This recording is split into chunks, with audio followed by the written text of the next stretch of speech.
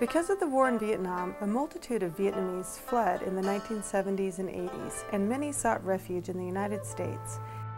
In Kansas, the majority of Vietnamese refugees found homes in Wichita, Garden City, and Kansas City. Wichita State University professor Dr. Tran shares her Vietnamese culture with us, as well as some of her personal experiences.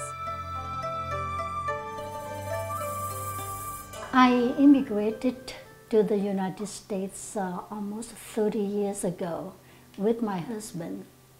We did not have children then. The experience for me is a kind of bitter-sweet experience. We left Vietnam and stayed in a refugee camp in Thailand before we came to the U.S. The reason I said that it was bitter because I had to leave behind everything. My mother, my relatives, my friends, and my country fellows, my homeland, to adventure a new life in a new land. Where I didn't look like anybody, where I had to find a job, a house to live, a job to survive, and another system of support. So it was difficult. I'm thinking about it, but at the same time, when we arrived in the home of the Statue of Liberty, I knew that we would have a good future. At the very beginning, I can call it like a pre-immigrating time. The boat trip over the high sea from Vietnam to Thailand was fearful, dangerous, and uncertain for the destination. But we passed that stage, and during the resettlement time, at the early time, we had a lot of difficulties. I'm very happy with what we have achieved, even though we had to start from zero. In conclusion, I'm very happy with a very successful transition from Vietnam to the U.S.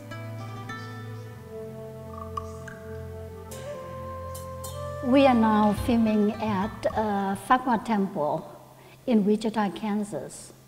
According to statistics, 85% of Vietnamese people are Buddhist. The rest are Christians, Catholics, Cao Dai, or other religion. I would like to take this opportunity to share some Vietnamese culture. First of all, I would like to talk about respect to education. If a couple was asked what was the most important to them, the answer would be education for children. If Vietnamese students are asked the same questions, the answer would be doing well in school, getting good grades.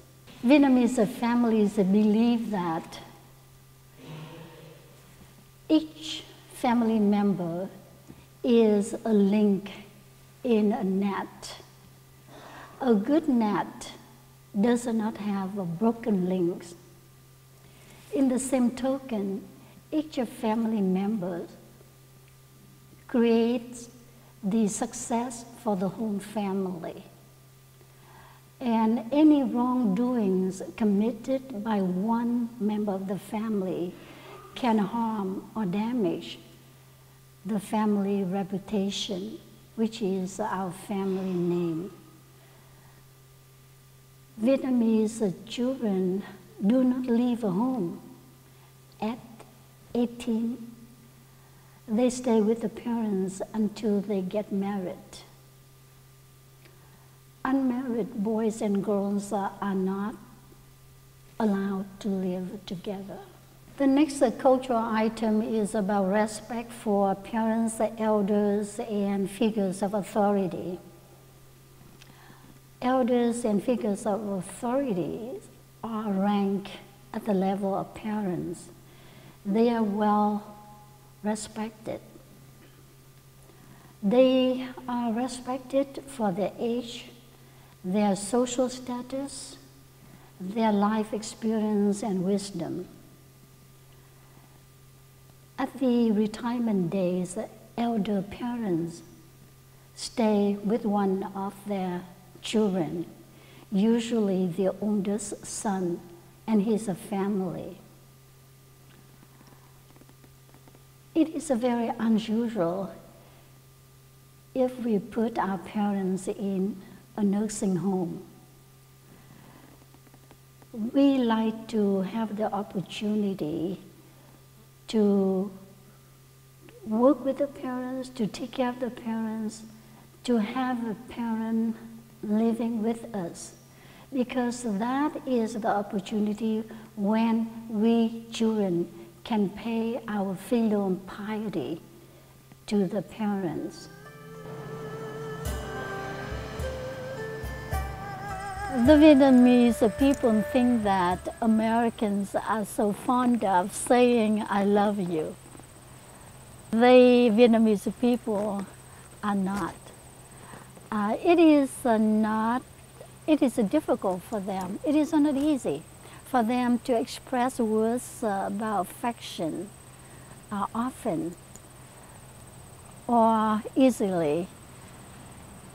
Therefore, a lot of American-born Vietnamese think that their parents didn't love them because they didn't say, "I love you," often enough. In terms of Vietnamese language, like English, the Vietnamese language uses Latin alphabet introduced by European missionaries. Vietnamese language is a monosyllable language with 24 characters. Each word sounds only one syllable, regardless, no matter how long the word is. The meaning and the pronunciation of the words are based on tone or diacritical marks, high, low, or neutral. Unlike English, the Vietnamese language has about approximately 20 different personal pronouns.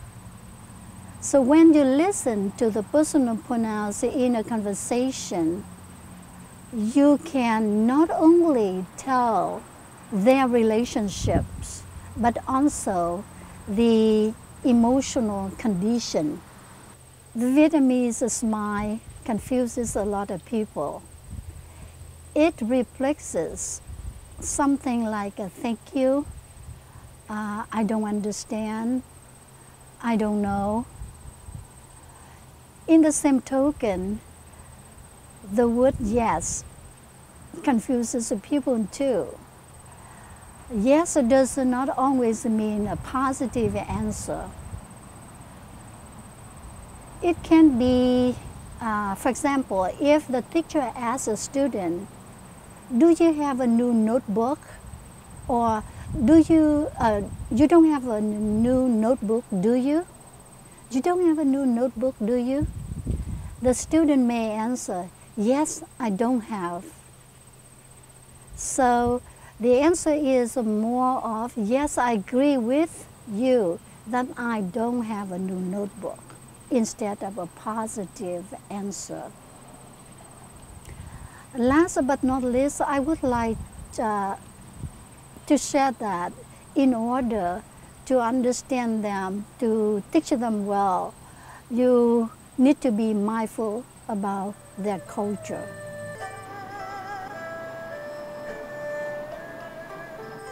Tôi chúc quý vị rất nhiều thành công trong công việc dạy dỗ các em học sinh Việt Nam. Xin cảm ơn quý vị.